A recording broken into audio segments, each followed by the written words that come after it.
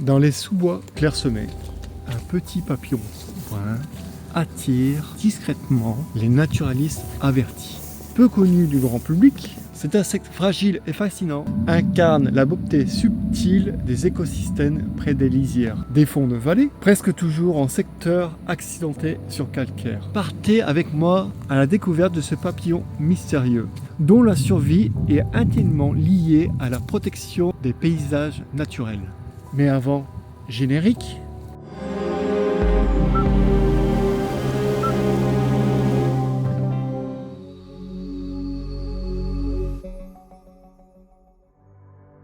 À travers son cycle de vie et ses interactions avec son environnement, il témoigne de la complexité et de l'équilibre délicat de la nature.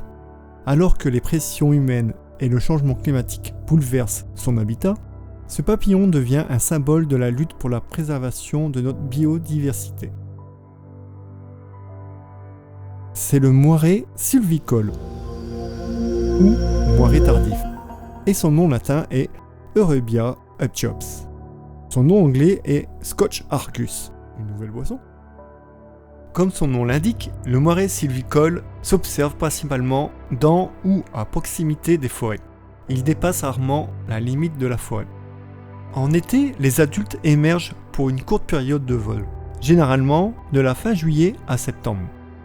Leur cycle de vie est intimement lié aux graminées, sur lesquelles les femelles pondent leurs œufs.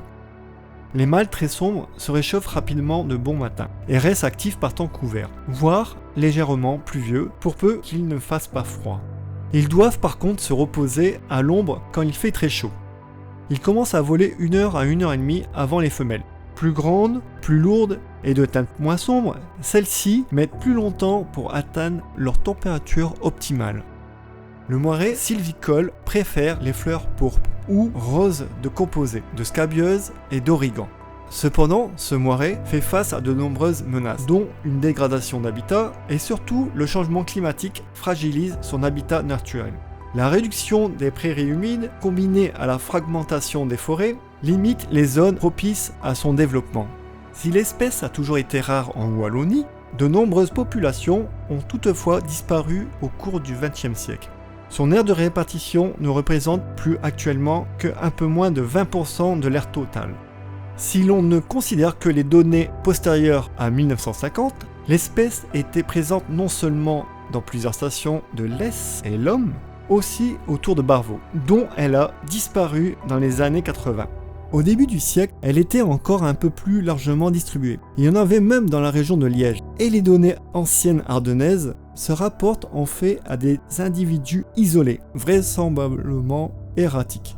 Actuellement, des disparitions s'observent encore à l'échelle locale, amenant à un isolement croissant des populations subsistantes. Observer ce papillon, c'est plonger dans un univers délicat, où chaque espèce joue un rôle essentiel. Protéger le moiré sylvicole, c'est aussi préserver un patrimoine naturel riche et diversifié, garant d'une nature vivante et résiliente.